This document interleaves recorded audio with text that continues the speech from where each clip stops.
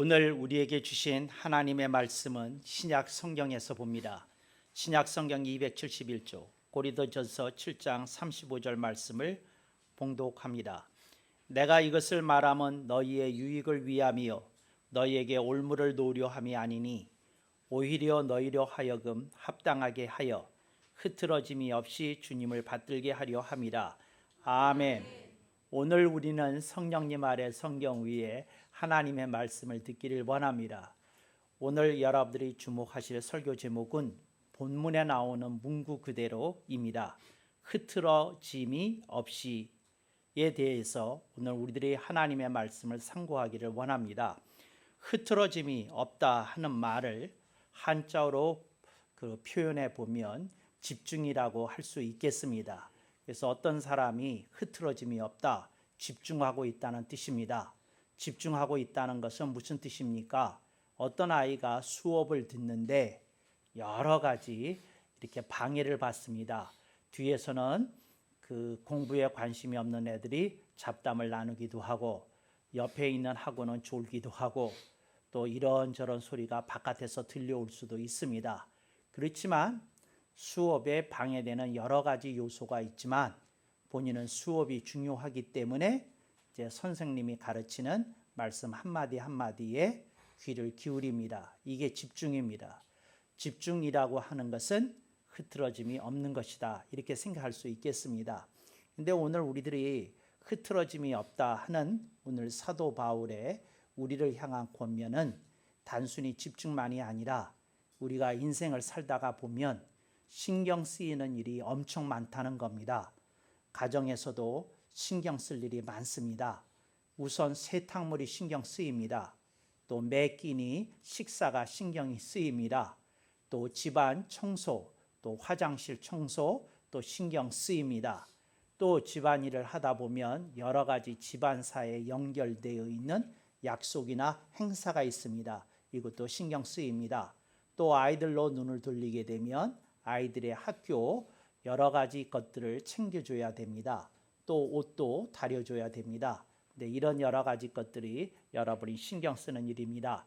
직장이나 사업장으로 눈을 돌리게 되면 훨씬 더 많은 것을 신경 써야 됩니다.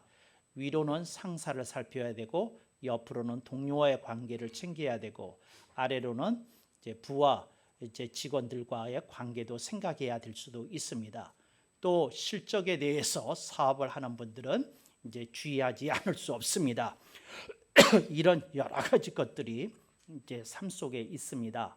또 신앙적으로도 여러분이 어떤 말씀을 들었습니다.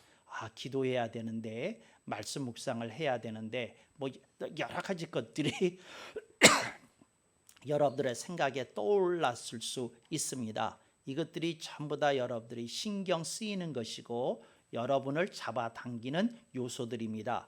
그런데 오늘 본문 말씀은 우리들에게 뭐라고 말씀하는고 하니 너를 건드리는 것들이 많을 것이다. 너로 하여금 신경을 쓰게 하는 것이 많을 것이다. 그런데 너는 흐트러짐이 없어야 된다 하는 말입니다. 흐트러짐이 없어야 된다 하는 말은 무슨 뜻인고 하니 중요한 걸 놓치지 말라는 겁니다. 그게 무슨 말인고 하니 아이가 수업이 중요하잖아요. 다른 여러 가지가 신경 쓰이지만 수업에 집중해야 되잖아요. 또 여러분들이 오늘 지금 앉아서 말씀을 듣는데 여러분에게 예를 들어서 돈 걱정이 있을 수 있고 사람 걱정이 있을 수 있고 또 여러 가지 여러분들의 마음속에 기도 제목이라는 것이 여러분을 끌어당길 것이잖아요. 그렇지만 여러분들이 그런 것은 잠시 쉬게 하고 내가 오늘을 지금은 말씀을 들어야지 이게 이제 예를 들자면 흐트러짐이 없는 겁니다. 그래서 여러분들이 더 중요한 것을 붙드는 것이 흐트러짐이 없는 것이다 하는 것을 기억하실 수 있기를 바랍니다. 여러분들이 더 중요한 것을 붙들게 되면 여러분들은 그 효과를 보게 되고 보람을 누리게 될 것입니다. 예를 들자면 아이가 어떤 잘못을 했다고 치겠습니다. 여러분이 아끼는 어떤 화병이 있는데 아이가 실수로 빨리 움직이다가 그 화병을 깼습니다. 30만 원짜리가 날아갔습니다. 열 받습니까? 안 받습니까? 열 받습니다. 그때에 흐트러짐이 없는 것이라는 것이 적용될 수 있기를 바랍니다. 그래, 지금 중요한 게 지금 30만 원짜리 화병이 깨진 거냐? 그러지 않으면 내가 죄를 야단치는 게 중요한 것이냐? 그렇지 않으면 다시는 이런 일이 안 일어나도록 어떤 교훈을 아이한테 심겨주는 것이 중요할 것이냐? 이런 생각에 이렇게 마음이 가야 됩니다. 그런데 그 순간 30만 원 어떤 돈인데 이제 이런 생각이 들게 되면 열이 확 받쳐가지고 이제 감정에 끌려서 여러분들이 험한 말을 하게 되고 아이를 호되게 야단칠 수 있습니다. 네, 그렇게 되면 이제 여러분들은 그 한 가닥 조금 시원하다 그럴까 뭐 그런 것이 있을 수는 있지만 어떻게 될까요? 좋은 결과가 반드시 이어진다고 장담 못할 겁니다. 그래서 흐트러짐이 없이 하는 말은 어떤 일이 벌어졌는데 중요한 걸 붙들어야 되더라 하는 얘기입니다. 그러니까 예를 들자면 어떤 분이 불의의 교통사고를 당했습니다. 그래서 몸이 아파오고 의식이 자꾸 까물까물해지려고 합니다. 그때 이분이 내가 정말 거기서 빨리 좌회전 안 하는 건데 내가 왜 이랬지 뭐 이런 생각 해봐야 소용없습니다. 그때 중요한 걸 붙들어야 됩니다.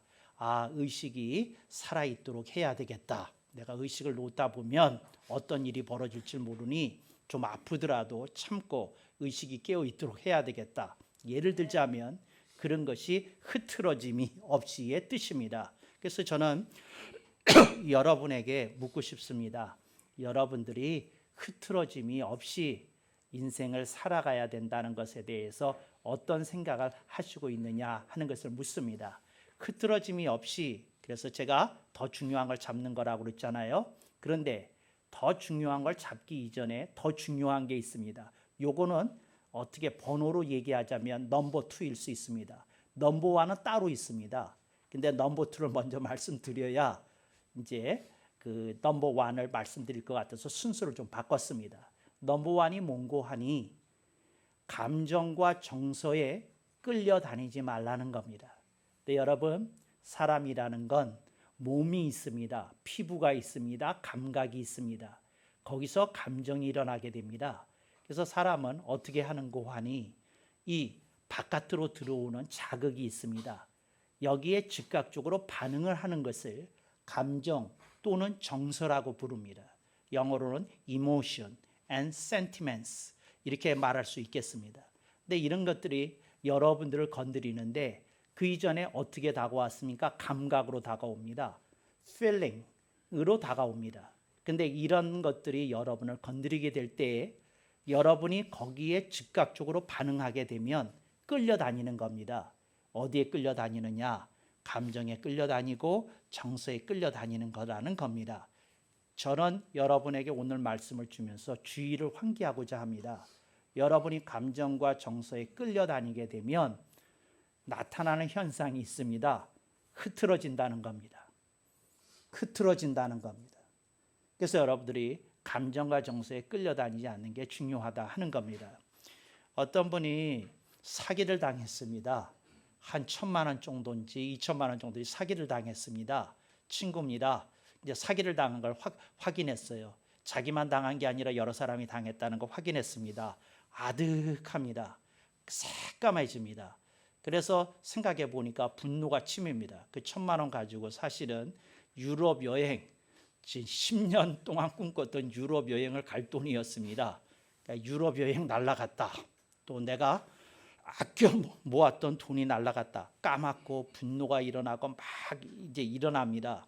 근데 이렇게 되면 한동안 침체기에서 벗어날 수 없게 되는 것이지요.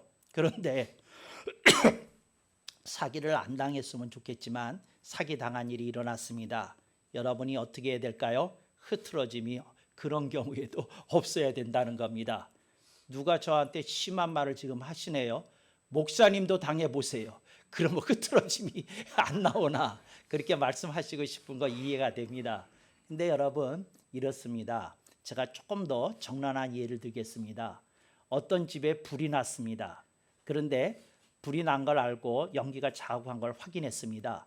그러면 지금 불이 왜 났나? 뭐 어쩌나 누가 잘못했나 따질 때입니까? 그러지 않으면 우선 빨리 탈출하는 게 먼저겠습니까? 빨리 탈출하는 게 먼저입니다. 따지는 건 나중에 해도 되는 겁니다. 근데 여러분들이 어떤 때 흐트러지게 되면 여러분들이 이제 2차 피해가 발생하게 됩니다. 1차 피해는 재정적인 피해였습니다. 2차 피해는 여러분들이 인생에 대해서 쓴맛을 이렇게 오랫동안 간직해야 된다는 겁니다.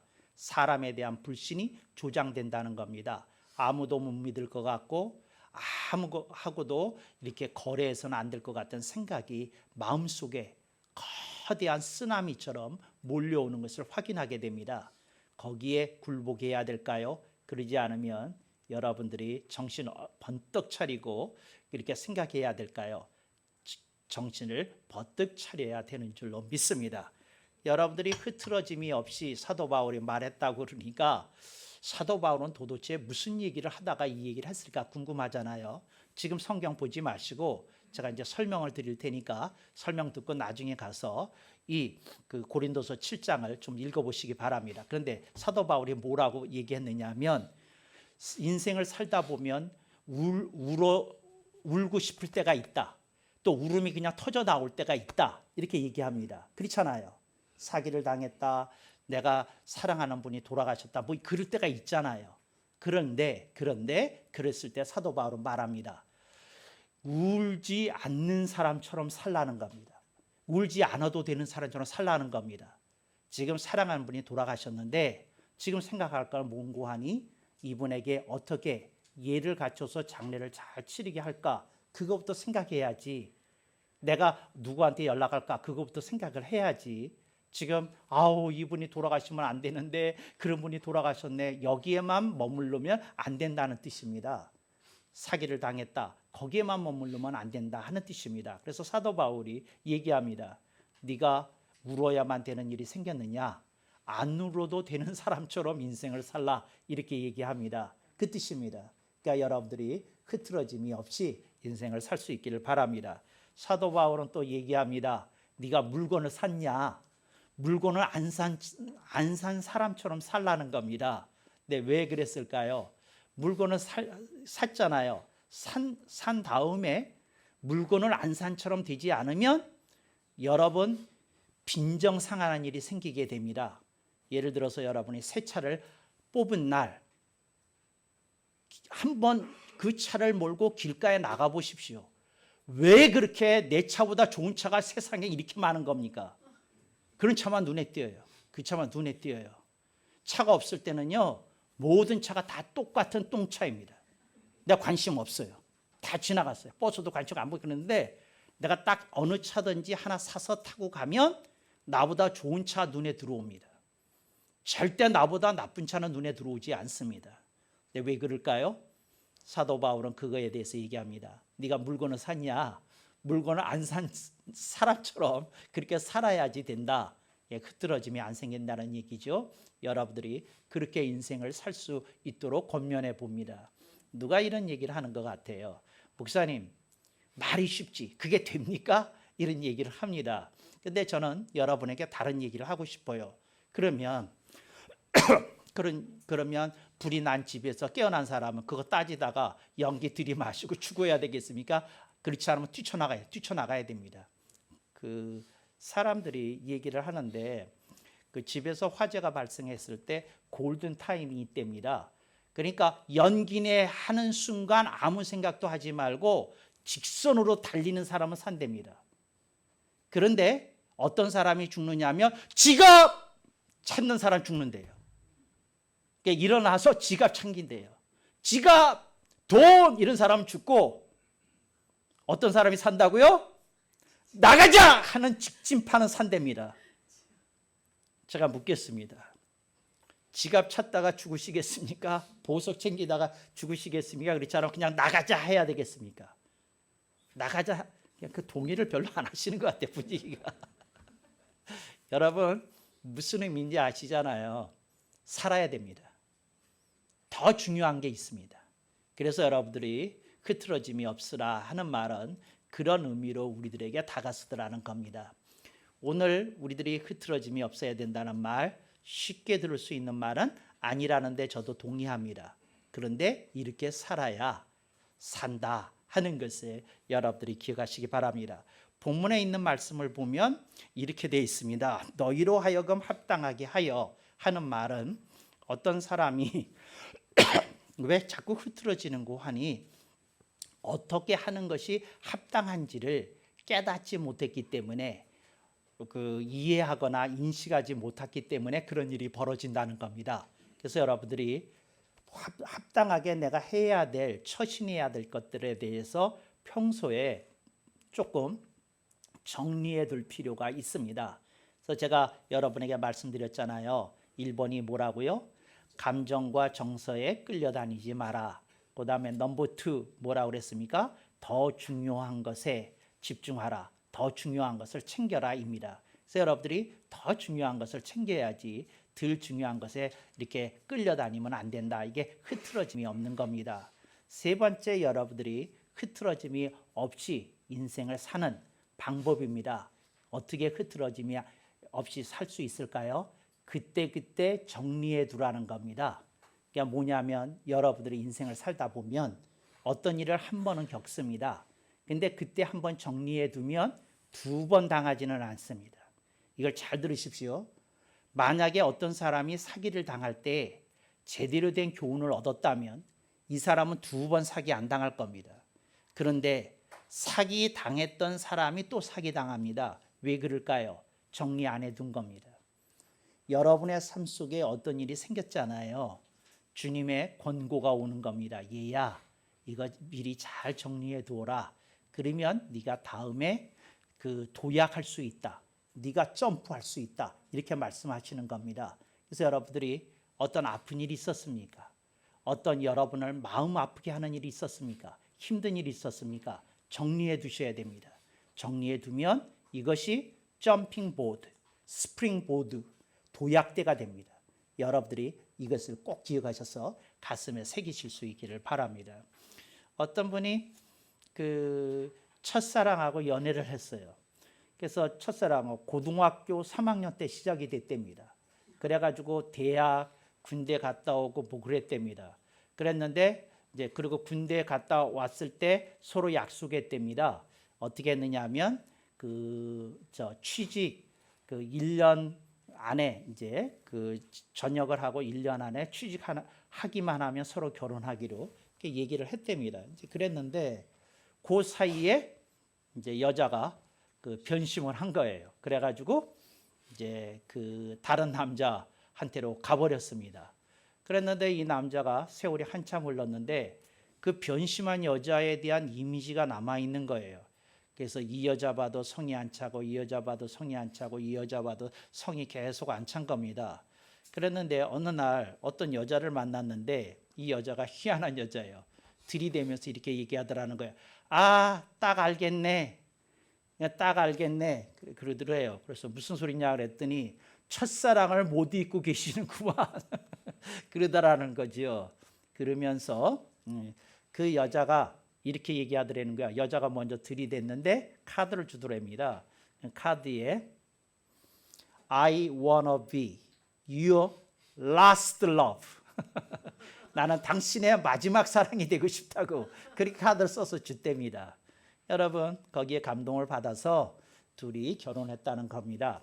제가 여러분에게 말씀드리고 싶습니다. 어떻게 정리해야 될까요? 어떻게 정리해야 될까요? 여러분 첫사랑을 품고 다니는 그런 바보 같은 짓 하지 마십시오. 첫사랑 이렇게 왜 아멘이 없는지 나 몰라요. 정말 첫사랑을 품고 다니는 바보 같은 짓 하지 마십시오. 초등학교 있잖아요. 이 동창회가 위험합니다. 왜 위험하냐면 30년 만에 40년 만에 한 번씩 모이잖아요. 그때 서로 눈이 맞아가지고 첫사랑끼리 바람 나는 일이 아주 흔하게 있어요. 내가 한두 번 들은 게 아니야. 그래서 내가 알았어요. 남자든 여자든 이 첫사랑을 품은 사람들 이거 믿으면 안 되겠구나. 그러니까 여러분의 배우자가 초등학교 동창회 가겠다 그러면 따라가셔야 됩니다. 절대 혼자 보냈다가 무슨 일이 생길지 몰라요. 근데 제가 지금 우스갯소리를 잠깐 곁들였습니다만 무슨 얘기를 하는 거냐면 여러분의 삶 속에 어떤 일이 있지 않습니까? 그걸 그때그때 좀 정리를 해 두시라는 겁니다. 그래, 첫사랑이었지, 풋사랑이었지, 아름다웠지, 땡, 그리고 그냥 덮어야 됩니다. 그걸 가슴에 끌고 평생 다니고 뭐 하면서 그러고 산다는 것 자체가 정말 하여튼 쪽팔리는 행위입니다. 벗어나야 됩니다. 정리해야 됩니다. 넘어서야 됩니다. 그런 사도 바울의 권면이 우리들의 가슴 속에 다가설 수 있기를 바랍니다. 사도 바울이 또 우리들에게 이렇게 얘기합니다. 너한테 기쁜 일이 있느냐? 기쁘지 않은 사람처럼 살아야 흐트러짐이 없다는 겁니다. 이 말은 제가 조금 이해하기가 처음에 어려웠어요. 제가 기쁜 일이 생겼는데 그냥 막 기뻐하면 좋은 거 아닌가? 근데 기쁜 일이 생겼는데 좋아하지 않아야 되는 일이 무엇인가 이런 생각이 들었어요. 근데 제 스승 소혜서 선생님이 계셨는데 소혜서 선생님이 이렇게 생신 잔치를 하게 됐어요. 환갑 잔치였는지 그렇게 무슨 생각이 드는데 그래가지고 음식점에 가셨는데 소혜서 선생님이 이렇게 뭐죠? 식사라고 그래야 되나요? 답사라고 그래야 되나? 그래서 친구분이나 친지분들 모여 있는 데서 이렇게 하는데 이렇게 얘기하시더라고요. 그 생각이 이 구절을 읽다가 생각났어요. 이게 뭐냐면 이렇게 얘기하시는 거예요. 이제 쓰셔서 이제 식사 하기 전에 이렇게 답례를 하시는데 이런 얘기 하시는 거예요. 여러분들 미안합니다. 여러분들 중에 아직 회갑 잔치를 못 하신 분들도 덜어 앉아 계시는데 제가 무슨 잘난 사람이라고 뭐 잘한 거 있다고 여러분들도 환갑잔치 못한 분인데 제가 이렇게 하게 되니 제가 송구스럽습니다.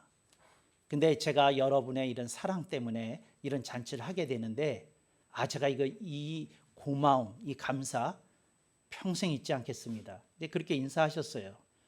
근데 이분이 뭘 하신 겁니까? 기뻐할 일이 생겼을 때에 기뻐하지 않는 자처럼 챙기는 마음이 있었다는 거죠. 어떤 사람들 보면 뭐가 좋은 일이 생겼을 때 너무 들이대요. 너무 의시돼요. 너무 과시해요. 너무 떠벌려요. 너무 이렇게 가다를 잡는다고 그러나요? 하여튼 폼을 잡아요. 근데 그런 거 조금 좋아 보이지 않고 그게 흐트러진 모습이었다는 거죠. 저는 여러분에게 이 말씀을 드립니다. 흐트러짐이 없다 하는 말은 뭐냐면 상대에 대한 진정한 배려를 아끼지 않는 겁니다. 여러분의 삶 속에 여러분이 조금만 눈을 떠서 주변을 살피면 여러분이 양보해야 될 일이 있습니다. 여러분이 조금 고개를 숙여야 될 일이 있습니다. 여러분이 조금 그리스도의 사랑으로 접근해야 될 자리가 있고 그렇게 서야 될 자리가 있습니다. 그런 모습을 여러분들이 보여줄 수 있다면 여러분의 모습 속에서 그리스도의 향기 내지는 그리스도인의 향기가 아름다운 아우라처럼 이렇게 뿜어져 나올 거라고 저는 생각합니다. 여러분들이 그런 모습으로 인생을 살 수 있으면 정말 얼마나 그 주변에 있는 사람들이 이렇게 따뜻함을 느끼고 훈훈함을 느끼고 넉넉함을 느낄까 그렇게 생각해 봅니다. 여러분의 삶에 자리가 있습니다. 여러분이 빛나야 되는 자리가 있습니다. 여러분이 높임을 받아야 될 자리가 있을 것입니다. 근데 그때에도 여러분이 한 걸음 낮춰잡아서 따뜻하게 품을 수 있다면 여러분의 그러한 성숙된 모습이 많은 사람을 이렇게 끌어안을 거다 이렇게 생각을 하고 싶습니다. 제가 미장원 이제 미용실에서 이렇게 헤어커트 하잖아요. 근데 제가 느끼는 건데 미용실 원장을 한 10년 이상 하신 분들은 거의 그런 분들을 전도사 시켜야 되지 않나. 저는 그 생각이 해요. 정말 10년 이상 하신 분들. 근데 그런 분들이 얘기를 하시는 것 중에 제가 근데 그분들의 특징이 뭐냐면 절대 말 걸지 않아도 말을 하세요. 그리고 여러 가지를 들려주세요. 그래서 저는 어쩌다가 한마디 툭 하면 그분이 그 주제어를 잡아가지고 얘기를 쭉 풀어냅니다. 그래서 참 누가 저보고 묻기를 목사님 이발소가 좋습니까? 미용실이 좋습니까? 미용실이 압도적으로 나은 것 같아요.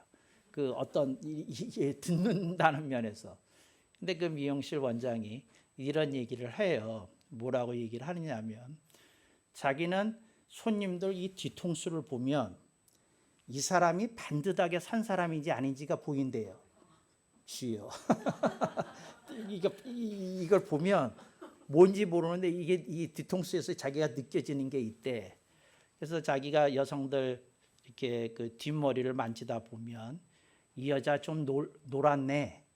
이 여자 한 손가락 하네 하는 게 이 뒷머리에서 뭐가 보인답니다. 그러면서 저보고는 뭐라 그러냐면 선생님은 대단히 반듯하게 사셨네요. 그러면서 저보고 하는 말이 평생 한번 제대로 놀지 못한 사람처럼 보이네요. 그래요.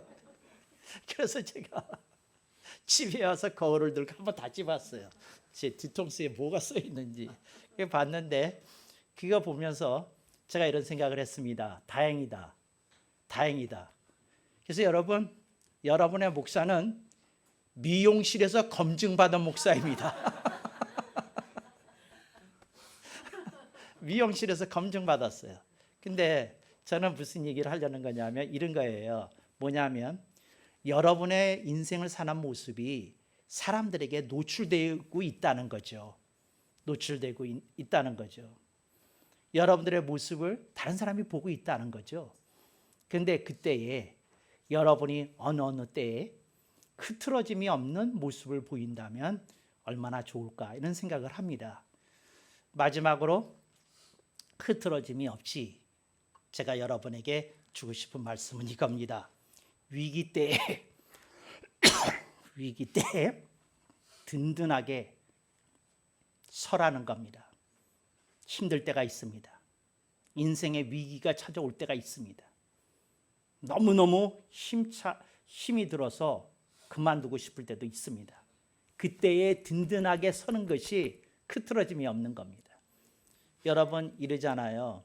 축구 경기를 할 때에 훌륭한 팀과 훌륭하지 않은 팀의 차이가 뭐냐면 축구 경기 75분이 지날 때서부터 훌륭한 팀과 훌륭하지 않은 팀의 차이가 난답니다. 그래서 훌륭하지 않은 팀은 헉헉거린대요. 그 전에 너무 뛰어가지고 헉헉거린대요. 근데 다른 팀은 전체적인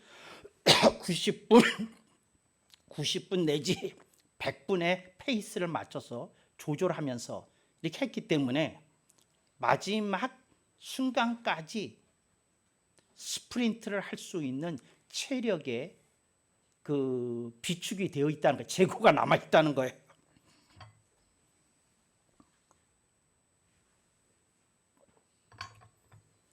넘어질만 할 때 넘어지는 거 이해될 수 있는 일입니다. 무너질만 할 때 무너지는 거 수긍이 되는 일입니다. 그런데 넘어질만 하고 무너질만 할 때에 버텨내고 비틀비틀 하면서도 다시 일어서고 강인한 모습을 보이는 것, 그게 지혜고 용기입니다. 그게 흐트러짐이 없는 겁니다. 그게. 여러분, 제가 그래서 여러분에게 감히 말씀드립니다. 이해받는 인생에 머무르지 마십시오. 그건 이해받는 인생이에요. 이해받는 거예요. 근데 여러분 이해받는 인생에 머무르지 마시고 좀 폼나는 인생으로 넘어가십시오. 그래, 그분 그때 넘어질만 했어. 무너질만 했어. 그냥 다 포기할만 했어. 근데 이겨내더라고. 넘어서더라고. 그리고 좋은 모습을 통해서